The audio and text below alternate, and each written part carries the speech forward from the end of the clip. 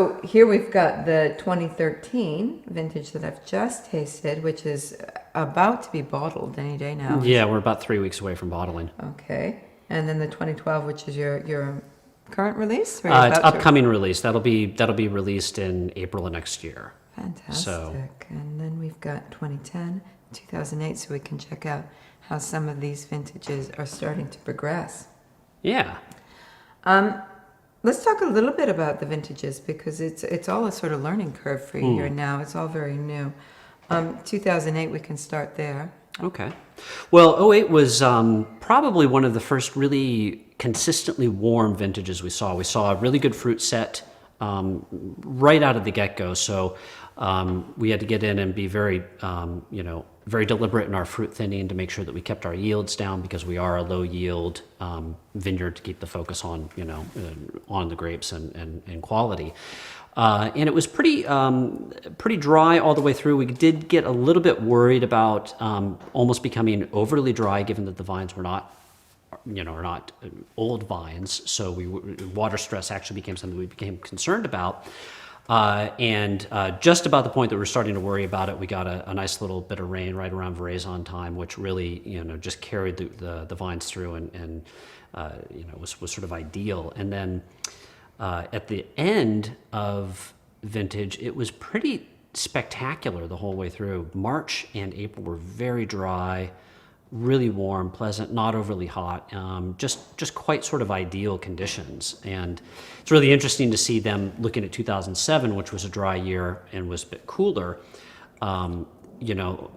Still the wines are very consistent, but we see that the style is very different. Like this would be almost more, personally, I would say that this would be closer to like Italian in terms of ripeness, whereas 2007 felt like a little bit like a very traditional, cooler Bordeaux year, just as comparison. So very, lovely wines, but for different reasons. Isn't it interesting how you get those contrasts and real vintage variation here, which is clear in the wines, and also a sort of slight refining that's going on in the winemaking, I can tell as well, as we move down and get closer to the 2013. Which we'll come to in a moment, but it's quite exciting as a vintage, I think, as well, and it's almost sort of a coming of age for you guys too. We were pretty excited about it. We're feeling pretty good about it going into bottle. So. Yeah. So the 2008, yes, I can see. It's funny that you say that it's almost more like a Tuscan vintage or something like that, where you've got some of that character coming through in the wines there. Really starting to show some maturity as well on the nose and the palate. Let's talk about the three levels or the three labels of wines that you do. Yeah. What were you trying to achieve in establishing each of these three labels, and what can consumers expect from each of these? Well, one of the things that we learned when we were going to vintners that we were fans of and had associations with or knew back in California, which is obviously where I'm from, we talked a lot with Ridge and Ridge Vineyards. And one of the things that one of the ideas they introduced us to early on was the idea of very tight control over your wine fractions. So you've got your free run juice, which is predominantly what comes out of a tank unpressed, and then you've got different characteristics coming out as you go through your different press fractions. That in combination with also looking about what we liked about different Bordeaux blends, left bank versus right bank, in terms of what those are generally regarded in terms of the blending component levels. So when we took those two together, we decided to create three different blends. Destiny, which is dominated by the free run fractions, so therefore we can make the most of it because that's what we have the most of in the blending process. And we were more interested in something that was probably a little bit more right bank in terms of composition. We wanted to see some higher percentages of Merlot. So there's always a higher percentage of Merlot and Cabernet Franc and Malbec in the Destiny. When we moved towards Mistay, we really wanted to start looking more towards the left bank. And so it's generally always about 50, 60% Cabernet Sauvignon. But now we also start digging into those press fractions because we find that there are some more interesting characteristics that come through, a little bit more licorice, anise sort of characters, things that we see difference in those press fractions. And we're able to get very good press fractions because we do so much sorting prior to anything getting into the tank. So, very, very tight control on sort of almost berry by berry sorting when it comes into fruit receival at crush. And then finally with Magna Premia, we loved Cabernet. That was one of our favorite things. And so we looked towards a Cabernet dominant blend. So usually 70% and upwards for the Cabernet, and really digging into some of those better, more developed press fractions that we see. But as a result, we can only make about a couple hundred cases of it. So all three wines are different. They have different styles, but they all come from the exact same batches. So it's not like one comes from a different part of the vineyard. You often will see different vineyards have, the row 15 or something like that. All the same components are in there. And it really is a question of how they were blended and put together. So from a consumer's point of view, by nature of the blend, but also of the press fractions, the Destinée is probably more approachable in youth. Yeah. And then the Magna Premia, you need quite a bit of bottle aging time to be able to enjoy it as most mature, basically. Yeah, I think that's the idea. And that is certainly what you see here in the 2008s in particular. The Destinée, still loads of fruit there, but showing probably more evolution even than the Magna Premia and the Mistake, which are much more structured styles. You see a lot more tannin backbone, some more freshness and the acidity coming in there.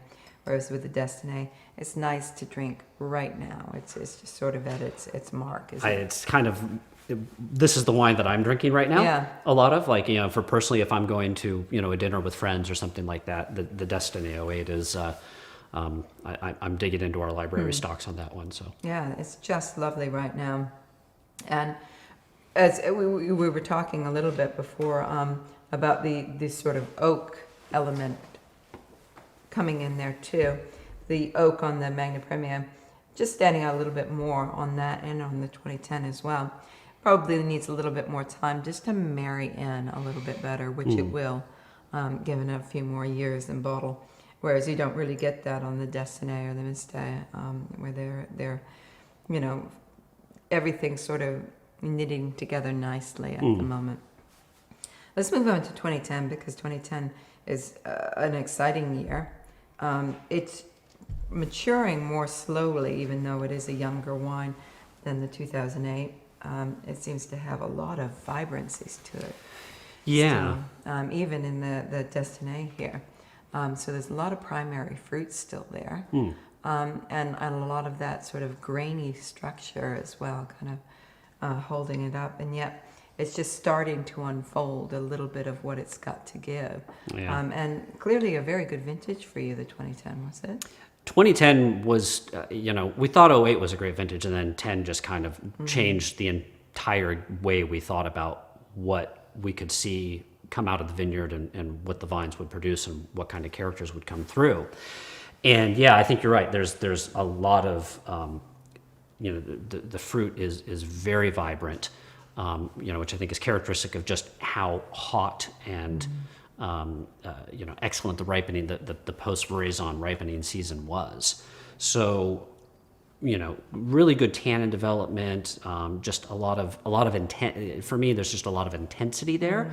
And for me, this is really exciting, I think, because, it is still, a very young wine. I think that this one is, personally, I'm really excited to see where this wine goes. I think in another couple of years, you can really start to see more of those bottle characteristics bottle aging characteristics come through, a little bit more of the, developed. And I think, that fruit's going to pull back a little bit, and it's going to hopefully be a wine that will be I'm hoping it'll be a wine that'll be confusing to experienced wine drinkers in terms of, is this, is it New World, Old World? Is it, where does it fall? So I'm hoping that it'll stump a few people. And also for showing the potential for greatness that New Zealand, or in general, but Oaxaca, has, for Bordeaux varietals. I mean, New Zealand obviously isn't known for producing great Bordeaux varietal Yeah. wines. And there are, let's sort of admit it, there's not a lot that's produced here, and that's because of the ability to ripen those varieties to such a degree where they produce real greatness. And yet you have something unique here on Waiheke. You can produce, consistently ripe grapes, so that they show the vintage variation. But then you have extraordinary years like the 2010, 2012 is pretty special too. But then the 2013 is like wow. Yeah. And this is pretty unique. Yeah. Well, I think it's been useful to us, and I think New Zealand as a whole has played around with Cabernets and Bordeaux varietals for a very long time, and now I think the wine industry here in general has gotten their grasp on where the places to grow. Where do you grow Cabernet, and where do you grow Pinot, or where do you grow Sauvignon Blanc, or some of the other varieties that New Zealand is known for.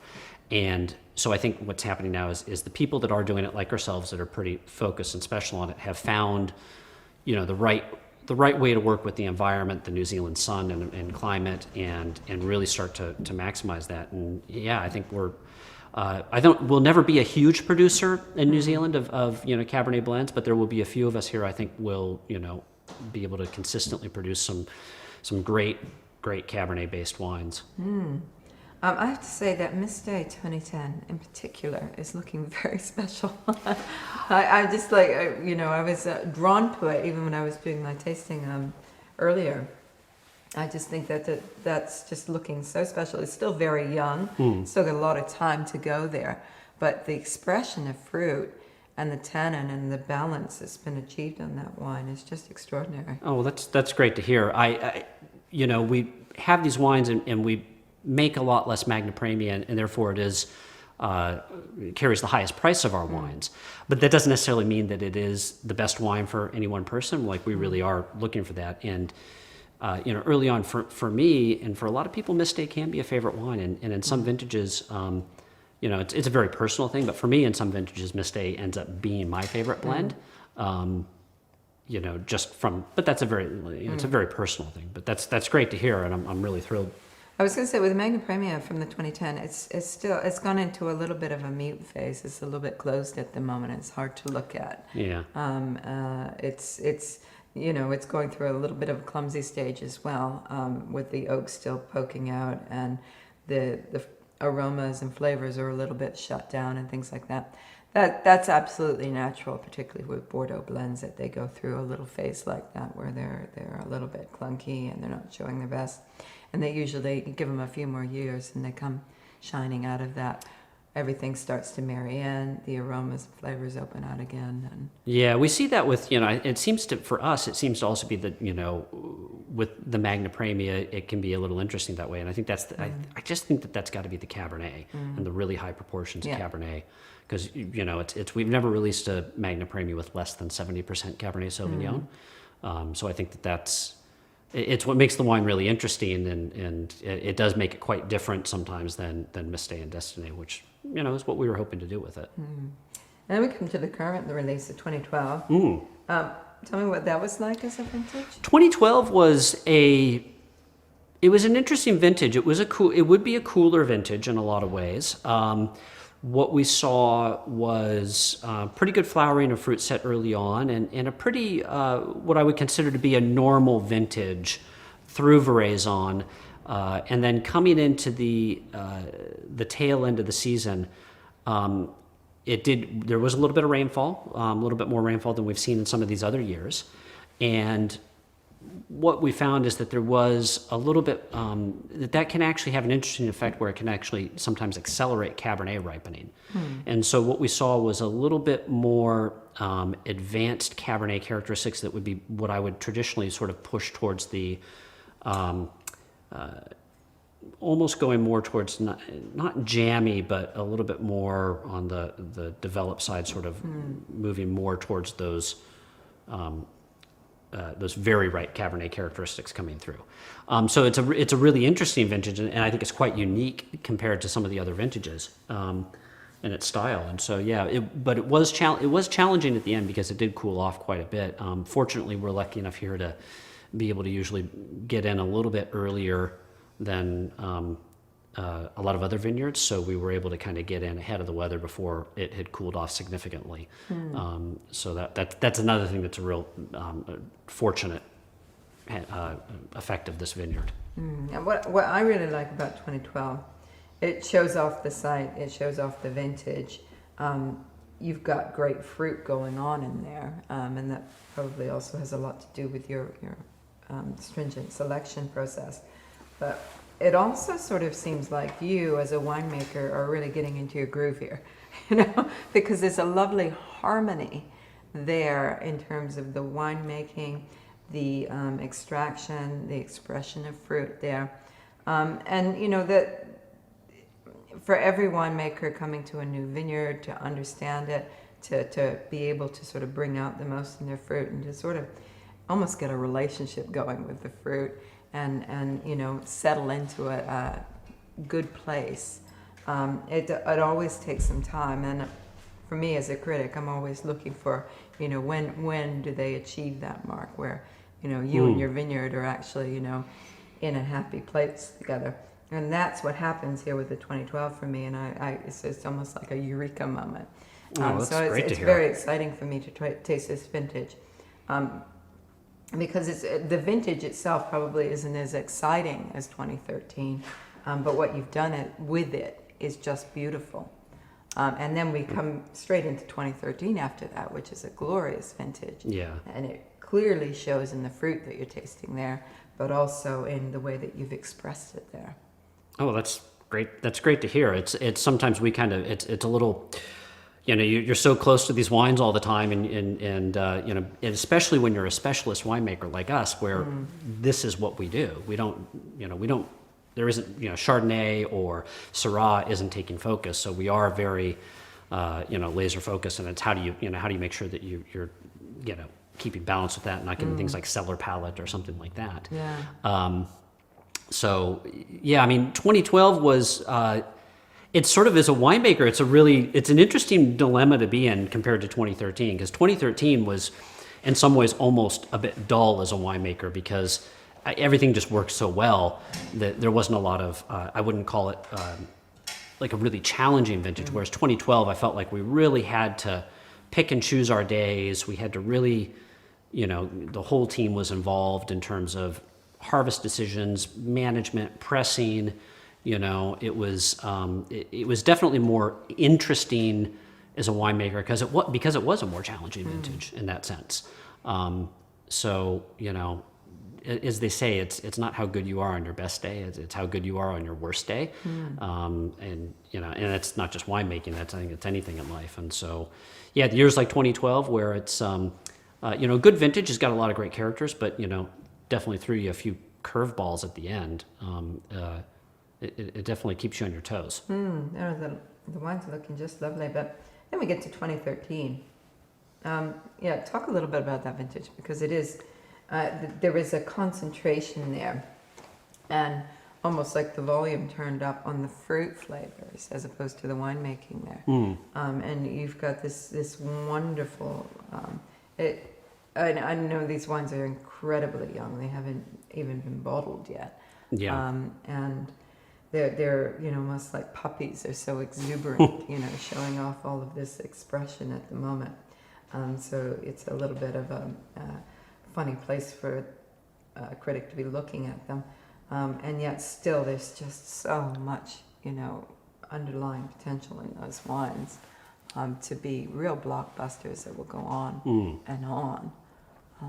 Let's talk about that vintage. Well, yeah, 13 was, I'm trying to remember. I mean, I think it was actually it wasn't actually a great fruit set to begin with, which, and sometimes, can be a concern, and other times it can actually be quite helpful, because we thin very, very early.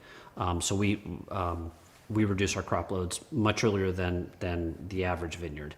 And of course, when you have a poor fruit set, Mother Nature kind of takes care of that for you Yeah. to a certain degree.